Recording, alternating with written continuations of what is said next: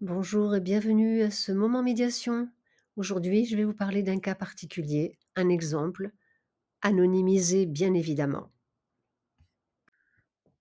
Avant de commencer cette petite histoire, je vous rappelle le principe de confidentialité de la médiation qui vient d'être confirmé à nouveau il y a quelques jours par un avis du Conseil d'État dont je vous donne la référence ici.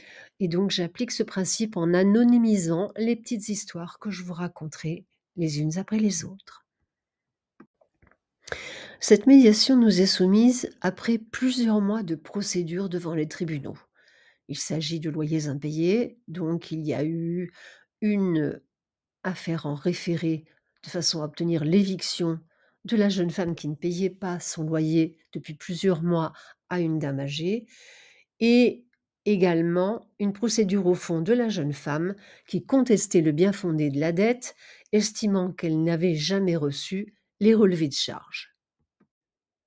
Chacune, bien sûr, a sa vision de la situation. Pour la dame âgée, c'est une trahison. La jeune femme ne lui paye plus son loyer, n'ayant plus ce loyer, ayant peu de revenus. Elle est en difficulté financière très importante. En outre, elle estime que la jeune femme a bafoué sa confiance et elle veut qu'elle quitte les lieux et donc voir prononcer son éviction.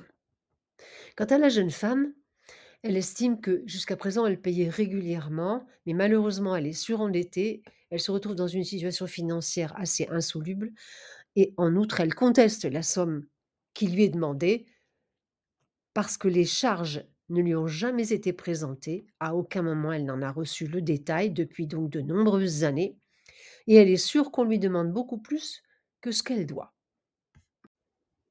Il faut préciser que dans cette médiation, les participants se sont fait largement aider par leurs conseils respectifs. Je vous expliquerai pourquoi à la fin, car cette médiation, en fin de compte, a été très rapide. Elles ont examiné avec leurs conseils leurs véritables besoins, chacune de leur côté, et on est arrivé, en fin de compte, à pouvoir discuter sur des bases saines, à savoir qu'est-ce qui est dû réellement, en faisant le détail des charges, en vérifiant tout ce qui avait été payé et ce qui restait dû, en essayant de permettre à la jeune femme de rester dans l'appartement et surtout de rétablir la confiance entre elles deux, parce que chacune de leur côté avait un sentiment et un ressenti profond. Pour la dame âgée de tristesse et de colère, pour la jeune fille de malaise et de sentiment d'injustice. Elles ont envisagé des solutions, les ont proposées et nous nous sommes retrouvés donc véritablement en médiation à partir de ce moment-là.